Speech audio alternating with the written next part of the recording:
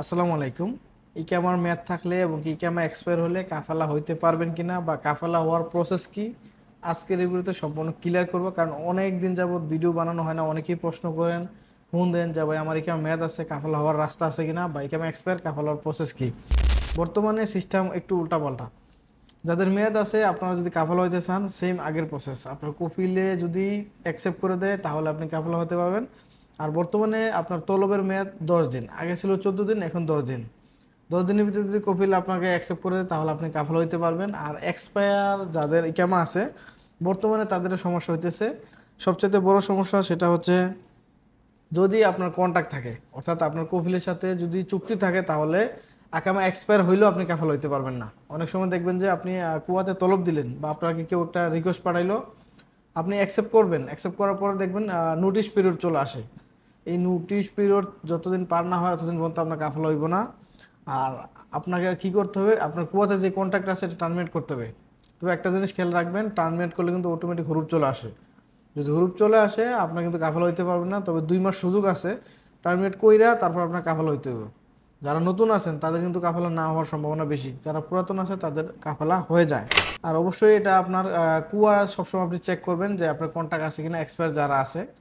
আর এমনি যদি কন্ট্যাক্ট না থাকে কোনো সমস্যা নেই, আপনি যে কোনো সময় একামা এক্সপায়ার হইলে 3 দিন পার হইলে চলে, আপনি কাফালা নিতে পারবেন অনায়াসে, কোনো সমস্যা হবে না। পিছনের টাকা আসে কিনা এই জিনিসটা নিয়ে অনেকে প্রশ্ন করতেন।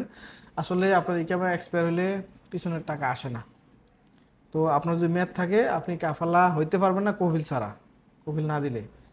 আর অনেকে চায় মামলা কইরা বা ইয়া কইরা মেয়াদ থাকলে দেশে চলে যেতে হয়। মেয়াদ থাকলে আপনার এক্সিট লাগানোর রাস্তা নাই, যাওয়া তো দিব না।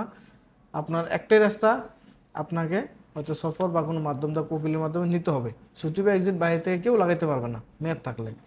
আরেকটা প্রশ্ন অনেকেই আমারে করেন যে ভাই নতুন আসছি, আমার বিশাল মেয়াদ আছে, আমি চাচ্ছি টিকিট কেটে দেশে চলে যাবো, পারবো কিনা। না, আপনি নতুন আসলে 3 মাস মেয়াদ থাকে আপনার বিশাল, কিন্তু এই 3 মাসের ভিতরে আপনি কোনোভাবেই টিকিট কাটটা দেশে চলে যেতে পারবেন না। এখানে আসলে আপনার আঁকা বানাইতে হইব, কফিলে ছুটি দিতে হইব বা এক্সিট দিতে হইব, তারপরে আপনি দেশে যেতে পারবেন। ডাইরেক্ট টিকিট কেটে কোনোভাবেই যেতে পারতেন না, পারবেন না। আরেকটা প্রশ্ন সেটা হচ্ছে ইম্পর্টেন্ট, অনেকের দেখা যায় যে আপনার কুয়াতে টার্মিনেট করার পর 2 মাস সময় পান। অনেকে মনে করে যে এটা এক্সিট লেগে গেছে নাকি, বা অনেক কফিল বা কোম্পানি বলে দেয় এক্সিট লেগে গেছে, আমি তুমি এখন চলে যাও টিকিট কেটে। এই ভুলটা কখনো করবেন না ভাই।